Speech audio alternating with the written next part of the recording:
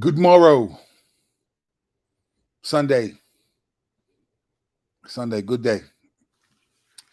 All right, so if you are of the Christian tradition like I am, you've read the Bible a ton, and you get so used to reading the same stories, and we look at them a certain way because we've read them, and sometimes we just read over things. But what I've been trying to learn how to do lately is not just read the Bible as if I know the stories and read it, but I want to ask questions. And so I have this. So, I've gone theological training. I'm a pastor. I speak pretty much every week at my church for the most part. I do have a colleague that speaks, but in my theological training, you learn how to interpret the Bible. It's called hermeneutics. But there's another thing that I've learned recently that I think actually has been more beneficial than some of the hermeneutics, the expository teaching. Those things are good and they're helpful. But there's some other things that I've learned that I think have helped me just as much or even more. And I'm going to explain what one of those is right now. But before I do that, first of all, this is day 44 of 100 days. Appreciate y'all riding with me. Welcome to CNN. I'm Kirk Kennedy. I'll be your host. Let's go in. All right. So I've been to seminary training. I've gotten the whole, I've got trained in homiletics, which is preaching, hermeneutics, which is Bible interpretation. And you get these grammatical, historical, interpretation. You get redemptive historical interpretation. You get line by expository teaching. And you get all these different dynamics, right? But let me give you just three quick rules that have helped me at least shape and ask questions of and understand the Bible. So the first rule is that God is intentional. Now, it sounds like a dud thing, but God is intentional. So that means every detail in the Bible matters. Some matter more than others. But everything in the Word of God, if you believe the Bible is the Word of God, which I do, then every detail is there that matters. All right. And so when I read the Bible, one of the things I do now is I ask, okay, because I believe every detail matters, and I ask questions of the Bible that it doesn't always answer, but sometimes it leads me to think about these things and wrestle with them. So let me ask you, I want to ask a question. Why did Jesus' mom do this? I'm going to say what this is in just a second, but why did Jesus' mom do this? Normally, we've read the story of Jesus, Mary, his mom, interactions and all of it. But have you ever stopped and wondered, why did Jesus' mom do this? All right, so let's go to this scene, and you know this scene, very popular scene. And just keep in mind, I'm asking, why did Jesus' mom do this? Why did Mary do this? All right, so here we go. John chapter 2, verse 1. On the third day, there was a wedding at Cana in Galilee, and the mother of Jesus was there. All right. And then it says, Jesus also was invited to the wedding with his disciples. When the wine ran out, the mother of Jesus said to him, "They have no wine." All right. Here's Jesus' response. And Jesus said to her, "Woman, what does this have to do with me? My hour has not yet come." His mother said to the servants, "Do whatever he tells you." All right. Now, we all know the story that Jesus turned water into wine. All right. But let me ask you this question. Have you ever wondered, why did Mary do that? Why did Jesus' mom tell him they ran out of wine and want him to do something? Why did she do that? Now, you have to think about how Jesus responded. So let's look at this one more time. So when the wine ran out, the mother of Jesus said to him, "They have no wine." Okay. And then it says, and Jesus said to her, "Woman, what does that have to do with me? My hour is not yet come." All right. Just from reading that, we know that Mary, Jesus' mom, was asking him to do something miraculous. And his response clearly says it. What does them not having wine have to do with me? He says, "My hour has not yet come." What he means is the time for me to start doing miracles and reveal who I am isn't happening yet. It's not come yet, right? And then it says, his mother said to the servants, "Do whatever he tells you." Now, on one level, you gotta love this about Mary. This is a mom. She doesn't care who you, man, boy, turn that water into one, do something. The wine ran out. Fix this for these people. It's their wedding. That's how I'm a grown man. My mom will still tell me stuff like I ain't grown. She doesn't care. That's his mom, regardless, right? She gave birth to that boy. So, but if you think about it, she's asking him, this is apparently his first miracle. And he says, my hour has not yet come. And then she says, do whatever he tells you. So, why does Mary do that?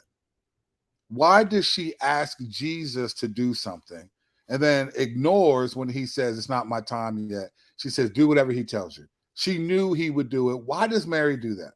Now, the reason why I'm asking this question, because up to this point in the Gospels, we don't know what Jesus' life like. The last time we see Jesus is Luke chapter 2, when he's 12 years old and he's in Jerusalem and he's missing, right?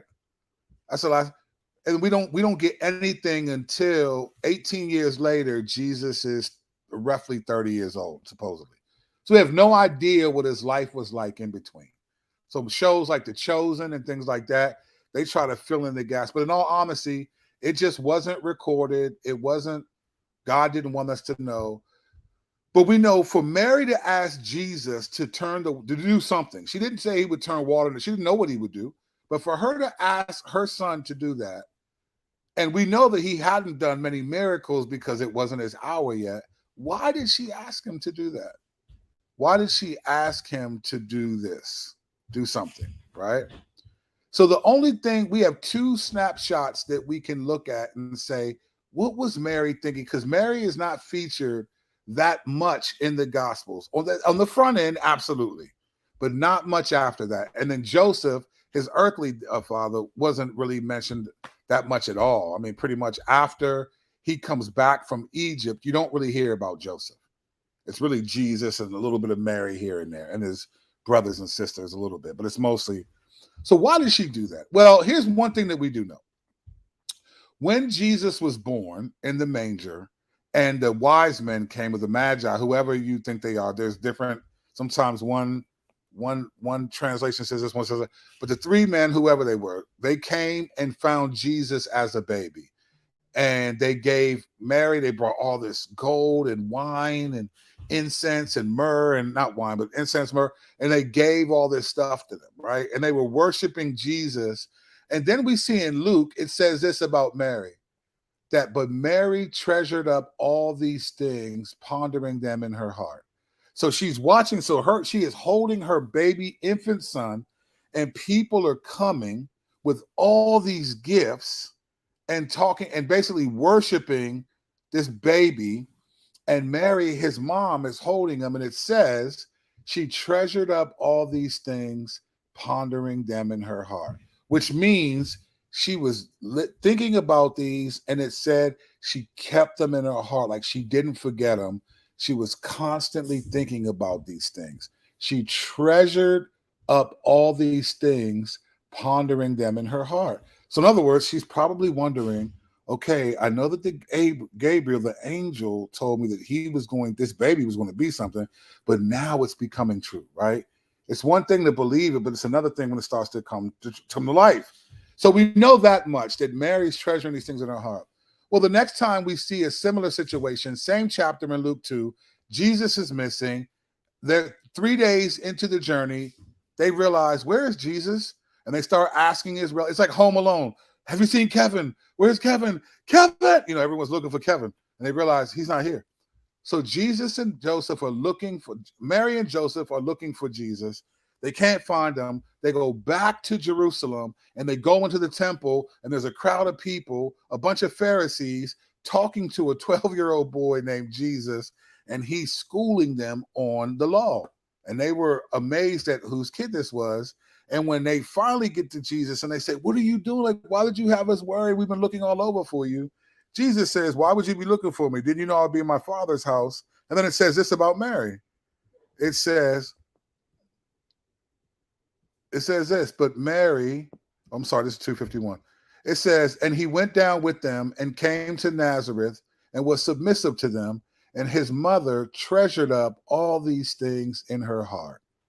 So here's another scene where Mary, here's what he says: I'll be in my father's house. Went home and was submissive, and Mary's thinking about these things. She's treasuring them in her heart.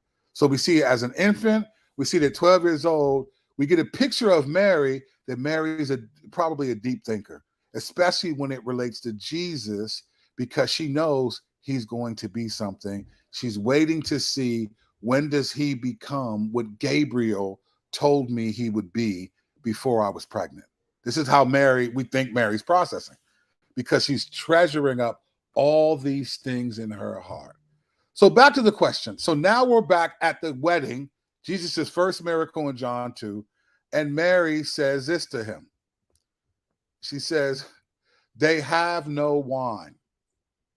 Right? Now, if Jesus wasn't doing a lot of miracles, then he wasn't displaying himself. And he even said, look, my hour has not come. Why did Mary ask him to do that?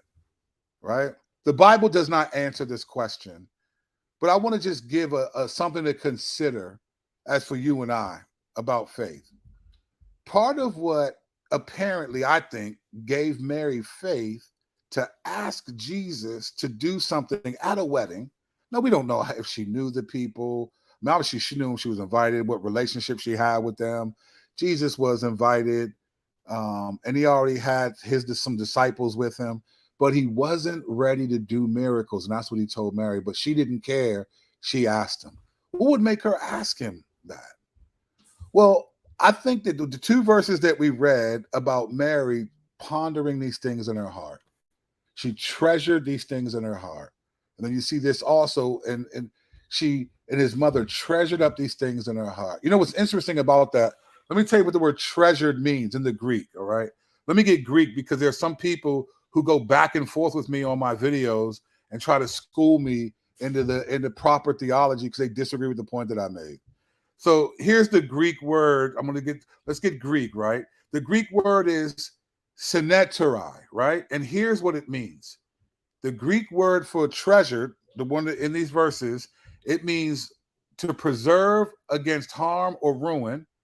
It means to have a marked regard for, to keep in mind, be concerned about, and it means to store information in one's mind for careful consideration.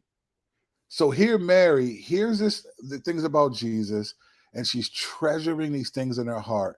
And that heart is building a degree of faith so that she says, you need to do something to Jesus, asking him. Now, in that day, if the wine ran out, it would have been really embarrassing, very embarrassing for the bride and groom's parent. It just been embarrassing. So she asked Jesus to intervene. Why? The Bible doesn't answer the question, but there's something about treasuring the things of the Lord in your heart and the boldness and faith that it gives you.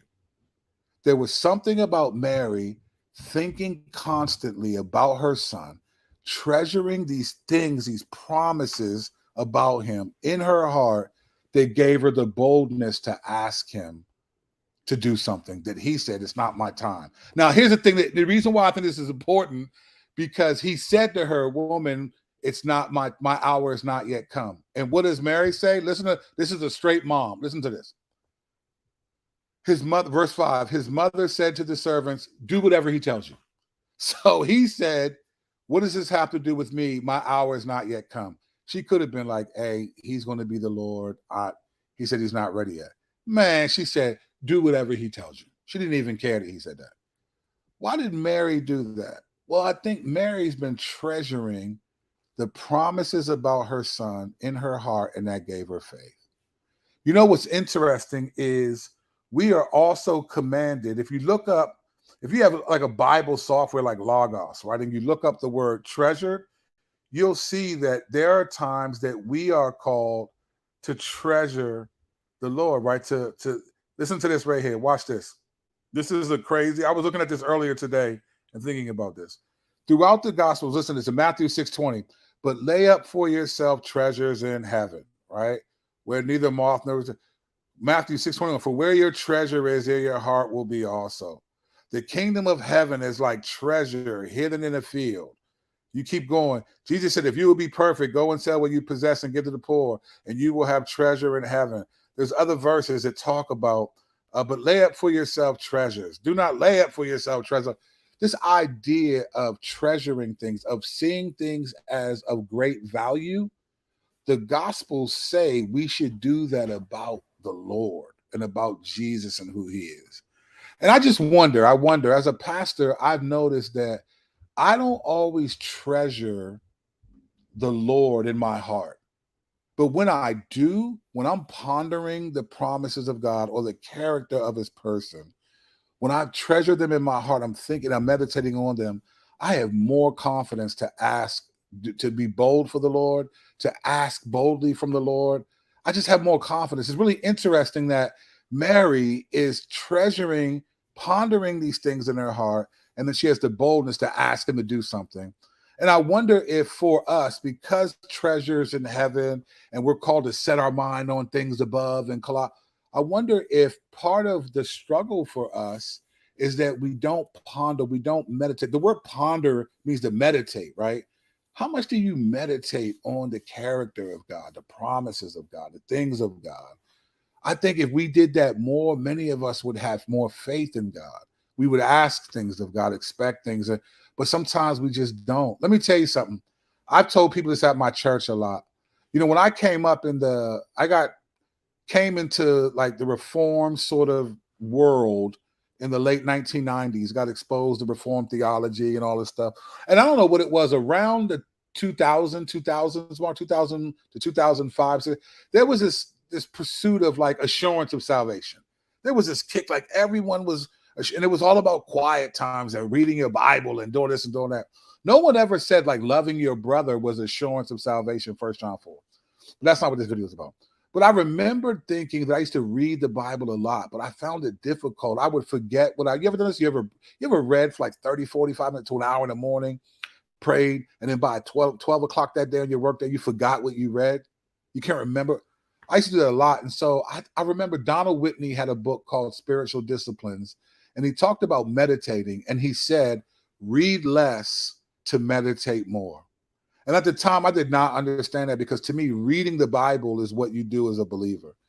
But as a pastor for 15 years now and a Christian for longer, I've realized that I read less of the Bible, but I meditate on more of it. I am pondering these things in my heart like Mary, thinking deeply about the Lord. I think a lot of people read the Bible in a year, do all this stuff. Listen, the devil used the Bible. He used Psalm 91, 11, and 12 to tempt Jesus in the wilderness in Luke 4 and Matthew 4. Reading the Bible in and of itself, we should do that. It's incredible. But some of us don't get what we want from it. And I wonder if it's not about reading a lot and then it's about reading maybe a little and pondering, meditate, think about what it's saying. Think about this detail. I'll do stuff like this, man. Why is this detail here? Like, Lord, why did you tell us that? Like, I'll read stuff like John 11, right? Where Jesus comes to bring Lazarus back from the dead. And it'll say like, and when Jesus came, Martha got up and left and went out to meet Jesus, but Mary stayed where she was. Okay, I want to know, Lord, why are you telling us that Mary didn't go out, but Martha did? Like, why does that detail matter? I want to, and I'll sit there and think about it, or I'll think about like when Jesus said, "I am the resurrection of the life." So I thought the resurrection was an event. Jesus just said, "I'm the resurrection," right? I want to ponder, and I wonder if a lot of our faith and our confidence in the Bible and the Lord is because like we don't treasure these things in our heart. We don't ponder them. So when I read it, it's okay. I've read this a ton of time, but I haven't really sat. You ever just sat? Well, do this. Pick 4 verses, right? And don't do anything this week, but just read and think about those 4 verses. I guarantee when you and I stand before God, the rewards will not be how many times we read through the Bible. The reward will be how much of that little bit of the Bible that we did read that we applied. But what do I know? I don't know. I'm a dude who's a heretic, depending on who you ask on YouTube in the comment section. Grace and peace, y'all. Enjoy the rest of your Sunday. Love doing videos for you guys. Let's keep the party going. The Chronicles are subscribe here. Like and subscribe to the channel or not.